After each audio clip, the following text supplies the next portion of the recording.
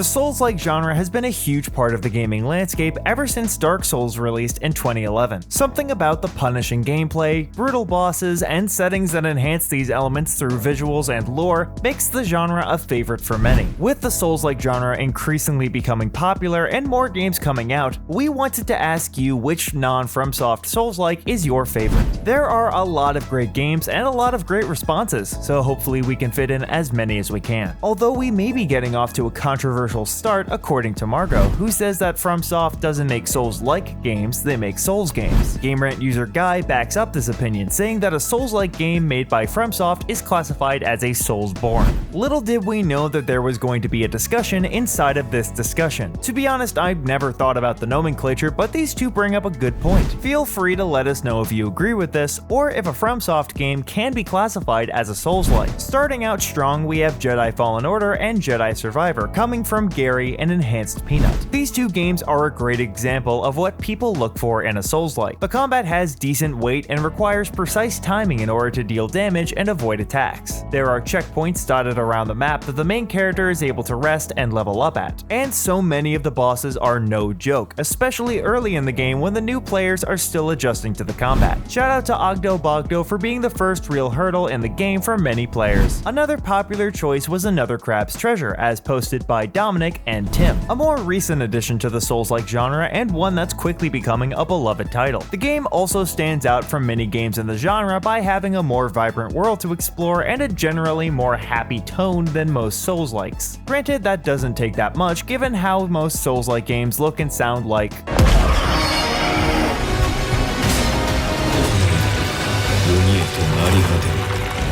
But it's still impressive. Beyond some of the more popular choices, we also got a few unique ones. Like from Chad, who listed Remnant as his favorite, or Kami, who mentioned Thymesia. Remnant is definitely a unique choice since it focuses on ranged combat as opposed to most Souls-likes, which focus on melee or magic combat. Thymesia, on the other hand, is heavily focused on melee combat, as the main character, Corvus, has to both find their missing memories and a cure for the plague. Both of these games rock the usual Souls-like visuals though. Dark, grungy, bleak, most of the enemies are corrupted or undead in some way, you know the drill. Mortal Shell is yet another Souls-like fitting that description, with Martin posting it on the thread. Mortal Shell, despite being an indie title, has some deep gameplay mechanics, rich environmental storytelling, and an overall solid presentation. Plus, the gimmick of inhabiting different bodies or shells is a really cool addition that makes the game truly stand out. A lot of people talked about Lies of P on the thread, and looking at the game, it isn't hard to see why. Lies of P, for lack of a better description, is Bloodborne, but make it Pinocchio. Book Pinocchio though, not 1930s Disney movie or Kingdom Hearts Pinocchio. The game explores a dark retelling of the story with a plot ripped straight from Bloodborne as the main character, P, fights to stop the puppet frenzy. Meanwhile, the lying that is integral to Pinocchio's character is used in a really creative way. Like Chris says, the player becomes more human the more they lie, which subtly influences the player's appearance and the ending. Neo was another popular choice in the thread, as seen from Zachary and Jason. These games definitely have a bigger focus on combat when compared to other entries on the list. The moves tend to be flashier with a greater variety of weapons and combos to pull off. Plus, the aesthetics of the Neo series is a high point since it focuses on a feudal Japanese setting rather than medieval Europe. And while this isn't the most popular opinion on the thread, I have to agree with David when I say that Hollow Knight is my favorite Souls-like. It combines a relatively cute and expressive art style with different biomes that all feel at least somewhat different. Plus, it manages to feel genuinely creepy at points. I still get stressed out when I have to go to Deep Nest. I